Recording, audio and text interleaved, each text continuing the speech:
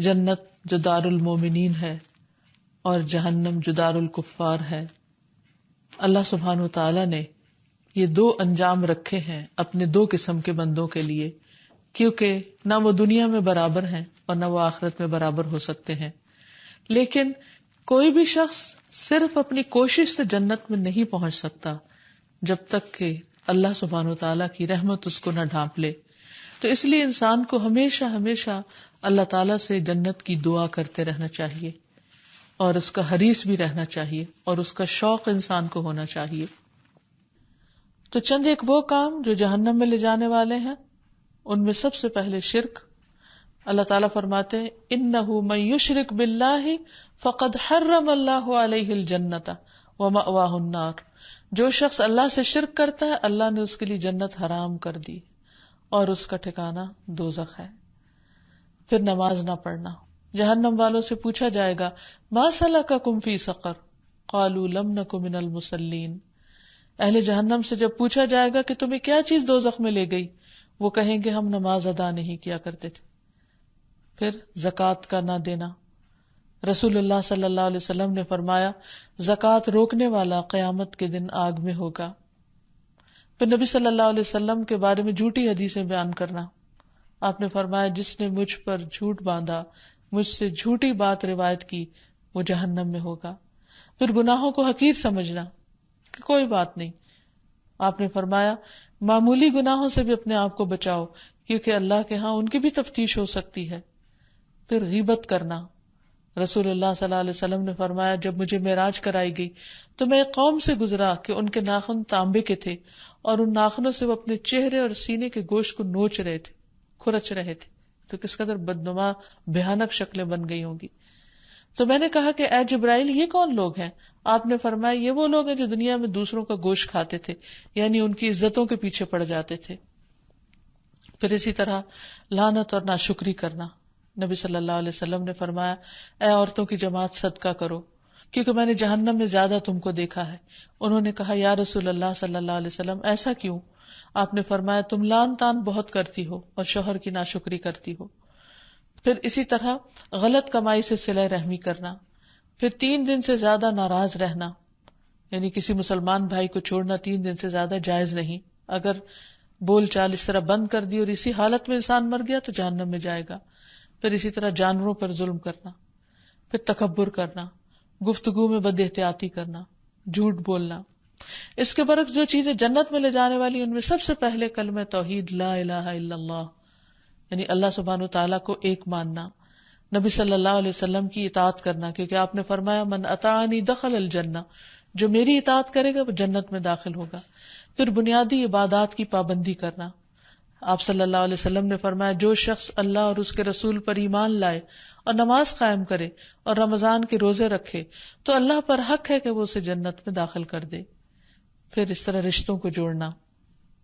ایک آدمی نبی صلی اللہ علیہ وسلم کی خدمت میں حاضر ہو کر پوچھنے لگا کہ مجھے ایسا عمل بتا دیجئے جو مجھے جنت کے قریب کر دے اور دوزخ سے دور کر دے. آپ نے فرمایا اللہ کی عبادت کرو اور اس کے ساتھ کسی کو شریک نہ کرو، نماز قائم کرو، زکوٰۃ ادا کرو اور اپنے رشتہ داروں سے صلہ رحمی کرو. پھر اسی طرح اللہ کی اطاعت کے ساتھ ساتھ شوہر کی فرما برداری کرنا. رسول اللہ صلی اللہ علیہ وسلم نے فرمایا جو عورت 5 وقت نماز پڑھتی، رمضان کے روزے رکھتی ہے، اپنی شرمگاہ کی حفاظت کرتی ہے، اپنے شوہر کی اطاعت کرتی ہے، اس سے کہا جائے گا کہ جنت کے جس دروازے سے چاہو داخل ہو جاؤ. پھر اسی طرح اچھا بولنا، کھانا کھلانا، سلام کو عام کرنا. ہانی بن یزید کہتے ہیں کہ میں نے کہا اللہ کے رسول صلی اللہ علیہ وسلم کون سی چیز جنت کو واجب کرتی ہے؟ آپ نے فرمایا تم عمدہ کلام اور کھانا کھلانے کو لازم پکڑو، اور ایک روایت میں ہے اور سلام پھیلانے کو لازم پکڑو. پھر اسی طرح مریض کی عیادت کرنا، کسی سے اللہ کی خاطر ملاقات کرنے کے لیے جانا. جب ایک انسان اپنے کسی بھائی کی عیادت کے لیے ملاقات کے لیے نکلتا ہے تو فرشتہ اعلان کرتا ہے تم بھی پاک ہو، تمہارا جینا بھی پاک ہے اور تم نے جنت میں گھر بنا لیا. پھر اسی طرح سچائی اختیار کرنا، راستے سے تکلیف دہ چیز کو ہٹا دینا، اللہ تعالیٰ کے 99 ناموں کو محفوظ رکھنا، یہ تمام چیزیں انسان کو جنت میں داخل کرنے والی ہیں. پھر اسی طرح رسول اللہ صلی اللہ علیہ وسلم نے جہنم سے پناہ مانگنے کا حکم دیا تھا. آپ نے فرمایا اللہ سے جہنم کے عذاب کی پناہ مانگا کرو کہ اللہ تعالیٰ اس سے محفوظ رکھے. رسول اللہ صلی اللہ علیہ وسلم نے فرمایا جو شخص 3 مرتبہ جہنم سے پناہ مانگ لے تو جہنم خود کہتی ہے اے اللہ اس بندے کو مجھ سے بچا لے. پھر اسی طرح ربنا اننا آمنا فاغفر لنا ذنوبنا وقنا عذاب النار. پھر قرآنی دعاؤں میں سے سب سے پہلے ربنا اننا آمنا فاغفر لنا ذنوبنا وقنا عذاب النار. اے ہمارے رب بے شک ہم ایمان لے آئے لہذا ہمارے گناہ بخش دے اور ہمیں آگ کے عذاب سے بچا لے. ایک اور دعا ہے ربنا اصرف عنا عذاب جہنم ان عذابها کان غراما انها ساءت مستقرا ومقاما. اے ہمارے رب ہمیں جہنم کے عذاب سے بچائے رکھنا کیونکہ اس کا عذاب ٹلنے والا نہیں، بے شک وہ بری ٹھہرنے کی جگہ اور اقامت کی جگہ ہے. پھر ہے ربنا ما خلقت هذا باطلا سبحانک فقنا عذاب النار. اے ہمارے رب تو نے یہ بے مقصد پیدا نہیں کیا، تو پاک ہے سو ہمیں آگ کے عذاب سے بچا. پھر ایک اور دعا ہے ربنا انک من تدخل النار فقد اخزیتہ وما للظالمین من انصار. اے ہمارے رب بلا شبہ تو جسے آگ میں ڈالے یقیناً تو نے اس کو رسوا کر دیا اور ظالموں کے لیے کوئی مددگار نہیں.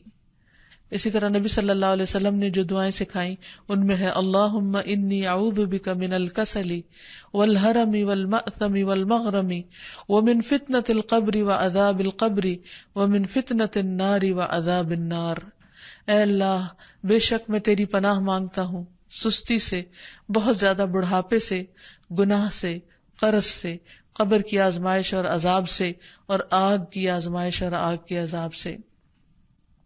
پھر اسی طرح انسان رات کو سوتے وقت جہنم سے اللہ کی پناہ مانگے. نبی صلی اللہ علیہ وسلم بستر پر لیٹ کر یہ دعا پڑھتے الحمد للہ الذی کفانی و آوانی الحمد للہ الذی اطعمنی و سقانی الحمد للہ الذی من علی فافضل اللہم انی اسألک بعزتک ان تنجینی من النار. ساری تعریف اللہ کے لیے جس نے میری کفایت کی اور مجھے ٹھکانہ دیا. ساری تعریف اس اللہ کے لیے ہے جس نے مجھے کھلایا اور پلایا، اور ساری تعریف اس اللہ کی ہے جس نے مجھ پر مہربانی کی اور احسان کیا. اے اللہ میں تجھ سے تیری عزت کے واسطے سے سوال کرتا ہوں کہ تو مجھے آگ سے نجات دے. اسی طرح جنت کے حصول کے لیے بھی دعائیں مانگنی چاہیے، اور جو شخص 3 بار جنت کے لیے دعا کرتا ہے تو جنت پکارتی ہے، خود کہتی ہے کہ اے اللہ اس کو مجھ میں داخل کر. پھر جب جنت مانگے تو انسان جنت الفردوس مانگے، جیسے کہ حدیث میں آتا ہے. آپ نے فرمایا جنت کے 100 درجے ہیں، ہر 2 درجوں کے درمیان اتنا فاصلہ جیسے زمین و آسمان کا فاصلہ، اور فردوس اس کا اعلیٰ ترین درجہ ہے. اس سے 4 نہریں نکلتی ہیں اور اس کے اوپر عرش ہے. جب بھی تم اللہ سے سوال کرو تو جنت الفردوس کا کرو. جنت کے حصول کے لیے قرآنی دعا ہے جو حضرت آسیہ نے مانگی تھی رب ابن لی عندک بیتا فی الجنہ. اے میرے رب میرے لیے اپنے پاس جنت میں گھر بنا دے. پھر نبی صلی اللہ علیہ وسلم کی دعاؤں میں سے ہے اللہم انی اسألک الجنۃ واعوذ بک من النار. اے اللہ میں تجھ سے جنت کا سوال کرتا ہوں اور جہنم سے پناہ مانگتا ہوں. پھر جنت میں نبی صلی اللہ علیہ وسلم کی رفاقت مانگنا اللہم انی اسألک ایمانا لا یرتد ونعیما لا ینفد ومرافقۃ محمد فی اعلی جنت الخلد. اے اللہ میں آپ سے ایسے ایمان کا سوال کرتا ہوں جس میں کبھی ارتداد نہ آئے، یعنی اس سے کبھی نہ پھروں. ایسی نعمتوں کا سوال کرتا ہوں جو کبھی ختم نہ ہو، اور ہمیشہ کی جنت کے بلند حصے میں محمد صلی اللہ علیہ وسلم کی رفاقت کا سوال کرتا ہوں. اور اللہ سے جنت کے قریب لے جانے والے قول اور عمل کا بھی سوال کرنا چاہیے. اللہم انی اسألک الجنۃ وما قرب الیہا من قول او عمل واعوذ بک من النار وما قرب الیہا من قول او عمل. اے اللہ میں تجھ سے جنت کا سوال کرتا ہوں اور ہر اس قول اور عمل کی توفیق کا سوال کرتا ہوں جو اس سے قریب کر دے، اور میں جہنم سے تیری پناہ میں آتا ہوں اور ہر اس قول اور عمل سے پناہ مانگتا ہوں جو جہنم سے قریب کر دے. یا رب العالمین تو ہم سب کو اپنی رحمت سے جنت میں داخل فرما اور جہنم سے محفوظ رکھ. وآخر دعوانا ان الحمد للہ رب العالمین. السلام علیکم ورحمۃ اللہ وبرکاتہ.